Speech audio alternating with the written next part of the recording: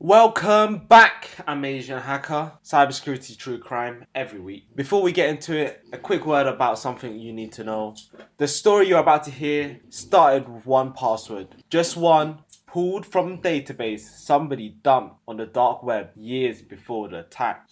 The one password took down the entire fuel supply of the east coast of the United States. 17 states declared emergencies. Gas stations ran dry. Airlines routed flight. Want to know if any of your passwords are sitting in a breach right now? Go to AICS Solutions, free 30-second scans, linked in the description. Now, the story. May 7, 2021, 5:30 in the morning, a control room operator at Colonial Pipeline noticed a random note on his screen, then another screen, then another. In the next few minutes, his team realized the attack has hit every billing system in the company. They can track who paid for fuel. They can't bill customers. They don't know what's been encrypted and what hasn't. So, at 5:55 a.m., they made a decision that never made before. They shut down the pipeline, the largest fuel pipeline in the United States. 5,500 miles of pipe.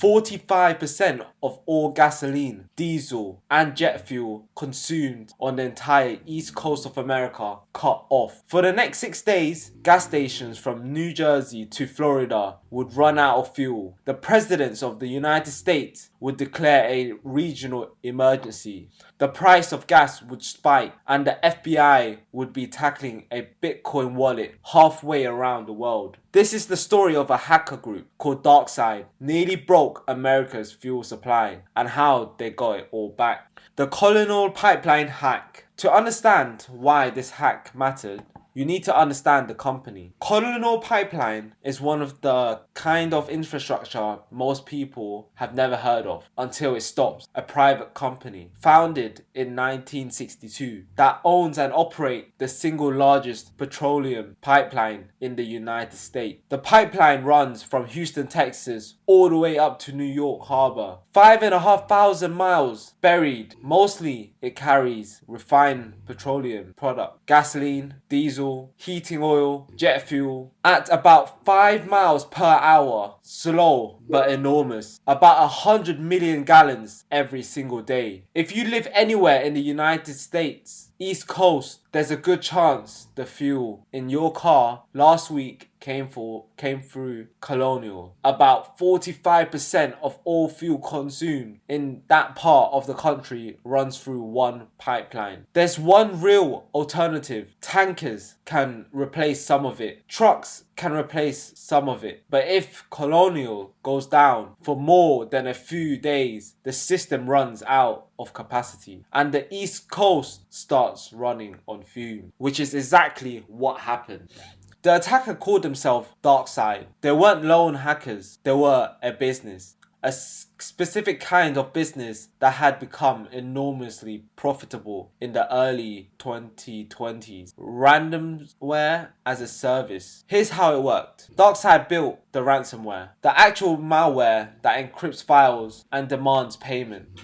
They built their negotiation infrastructure, the Bitcoin payment system, the consumer support. Yes, ransomware groups have customer support. And they rented all of its affiliates. Affiliates would do the work of breaking into a target company. Once inside, they deployed DarkSide ransomware. When the victim paid, DarkSide took a cut, usually about 25%, and the affiliate took the rest. DarkSide ran its operation out of Eastern Europe, almost certainly with the tacit permission of the Russian government. Their malware was specifically programmed to not attack system within Russian language keyboard installed. They had a code of conduct. They wouldn't attack hospitals. They wouldn't attack schools. They had a public PR website. And in May 2021, one of their affiliates found a way into Colonial Pipeline.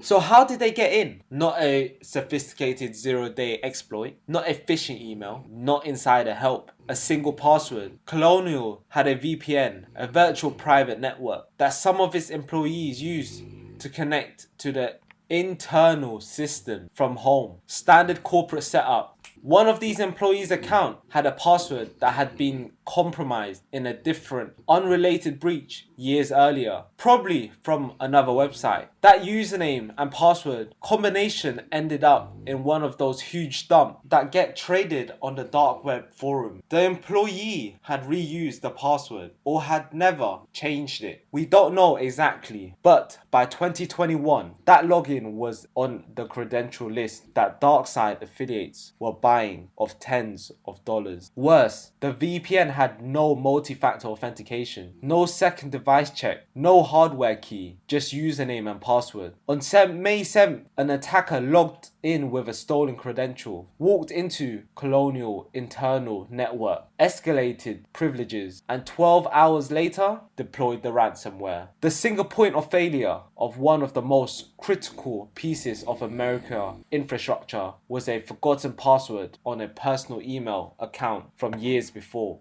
The pipeline shut down on Friday morning, May 7th. Saturday and Sunday, the weekend, Colonial executives are on the phone with the FBI, with their cyber insurance company, with consultants. The Biden administration is on alert. The Department of Transportation has been issued emergency orders that allow fuel to be shipped by trucks through hours that would normally be illegal for drivers rest reason. By Monday morning, the gas station on the East Coast started running into trouble. Tuesday, empty pumps in North Carolina. Wednesday, empty pumps in Georgia and Florida. People see lines, they start panic buying. Some try to fill up plastic bags. The US Customer Product Safety Commission has to be publicly tweeted, do not put gasoline in plastic bags. By Thursday, 87% of gas stations in Washington, D.C. are completely out of fuel. The prices of gas in some states crosses $3 a gallon for the first time since 2014. Airlines rerouted flights to avoid hubs that might not have jet fuel. American Airlines temporarily rerouted flights from Charlotte. President Biden declared a region states of emergency for 17 states and the District of Columbia. And the entire time, Colonial is sitting on the screen that says, your files has been encrypted. Pay 75 Bitcoin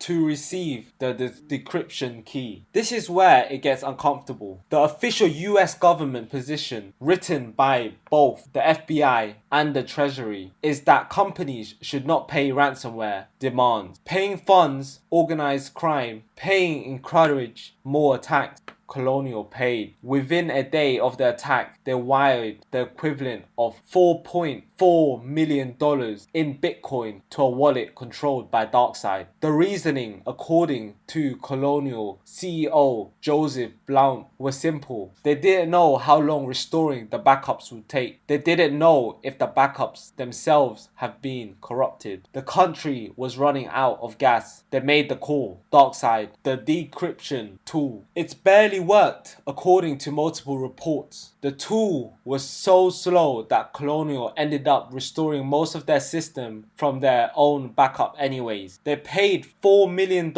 for a piece of software that they ultimately didn't need. The pipeline came back online on Wednesday, May 12, 5 days after the shutdown, but the story doesn't end with the payment. Here's the part that nobody, including DarkSide, saw coming. When they sent Bitcoin, the transaction is public. Every transaction anyone can see on the blockchain that a wallet sent X amount to another wallet at Y time.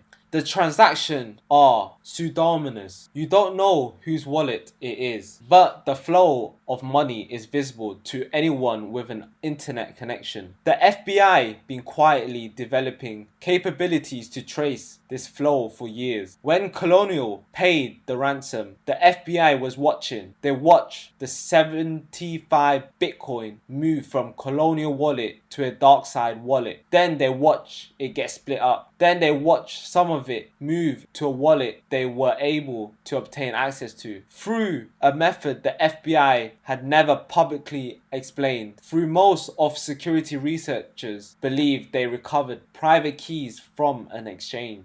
On June 7th, less than a month after the attack, the US Department of Justice announced something unprecedented. They had to recover 63.7 Bitcoin from the DarkSide wallet and $2.3 million at the time. This was the first time in history the FBI had clawed back a ransomware payment. The message to a ransomware group was clear. Your Bitcoin is not as anonymous as you think it is. We can see you and sometimes we can take it back. DarkSide reacted the way you'd expect a criminal organization to react. When an entire government starts publicly hunting them, they disappeared. About a week after the attack, DarkSide leadership posted a message of their dark web forum saying they were shutting down. They claimed law enforcement had seized their servers. They claimed their payment system has been disrupted. They blamed pressure from the United States. Their public website went offline. Their negotiation portal went offline.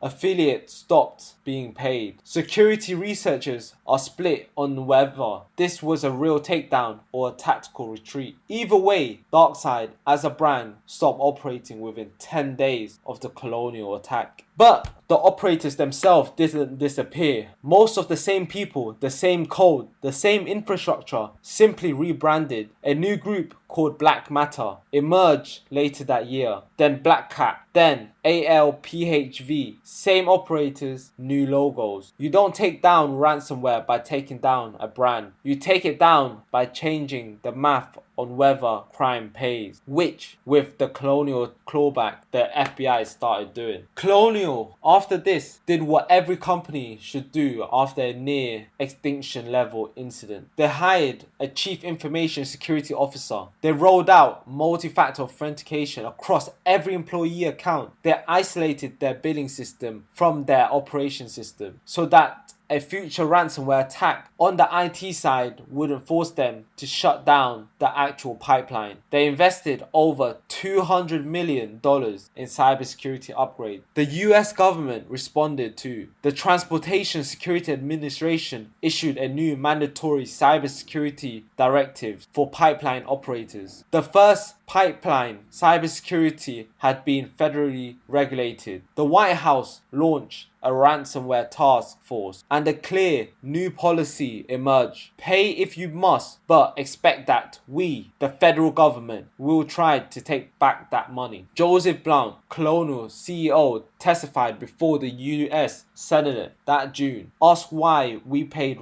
the ransom. He said, "It was the hardest decision I've made in my 39 years in the energy industry. I knew how critical our pipeline is to our country, and I put the interest of the country first." Whether you agree with that or not, here's what we know for certain. A single forgotten password on a single employee account was enough to shut down fuel for the entire east coast of America for 6 days. I want you to think about it for a second. A password from years ago, from a totally unrelated breach, sitting in a list somewhere on the dark web. That one password costing pennies for an attacker to acquire, triggering fuel shortages in 17 states. Every story like this starts the same way, with information about you that's already public, information you forgot about, information from a service you don't even use anymore. If you want to know what's out there about you, go to aics.solution. Type in your email, free 30-second scan. You exactly know what breach you're in. Link in the description. Don't be the next forgotten password. Subscribe if you want new cybercrime story every week. I'll see you in the next one.